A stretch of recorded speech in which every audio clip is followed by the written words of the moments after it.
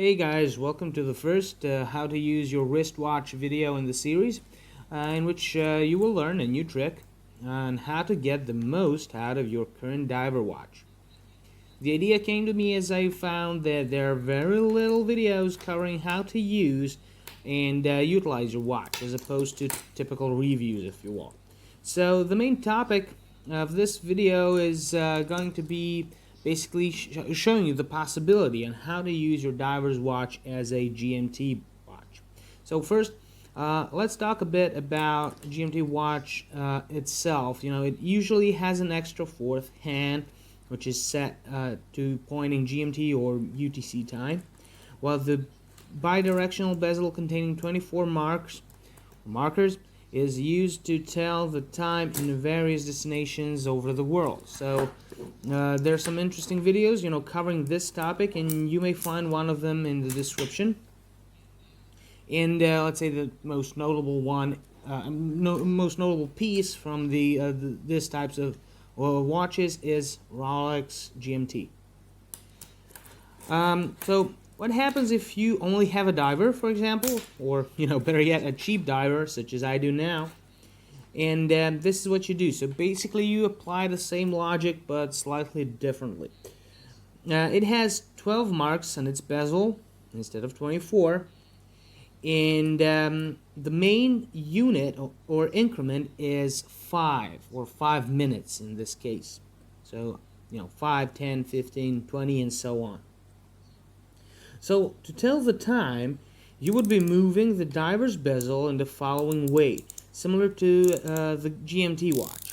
The only trick is you can move it only in one direction. So GMT is bidirectional, this is unidirectional, and you need to, you know, find your way around it. You need to find a workaround. So this thing here is basically a workaround. If let's say the time in destination B is 5 hours ahead of our current time, simply set 12-hour bezel pip in line with your hour hand and multiply it by 5. So it's a 5-hour time increment, the main unit, multiplied by 5 hours ahead equals 25. So 25 minutes, in our case, the 25 mark, is showing this, 3 o'clock p.m. So that's the time of our destination B.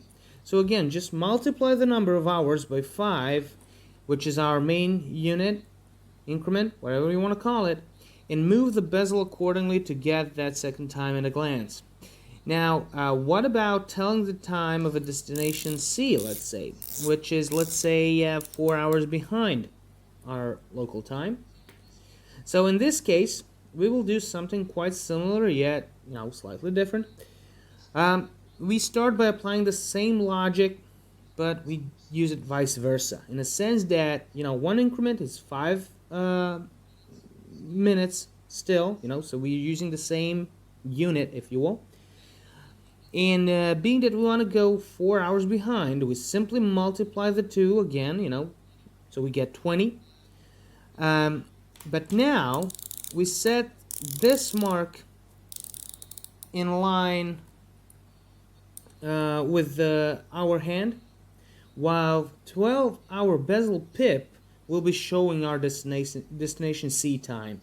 So basically, the first step had the pip in line with the hour hand and the time marking telling the time of the destination B, and the second step is, you know, vice versa, where we have the bezel mark being in line with the hour hand and the 12-hour pip telling the time. So we get this result, 6 a.m. So what are your thoughts? Do you find it useful? Let me know in the comments below.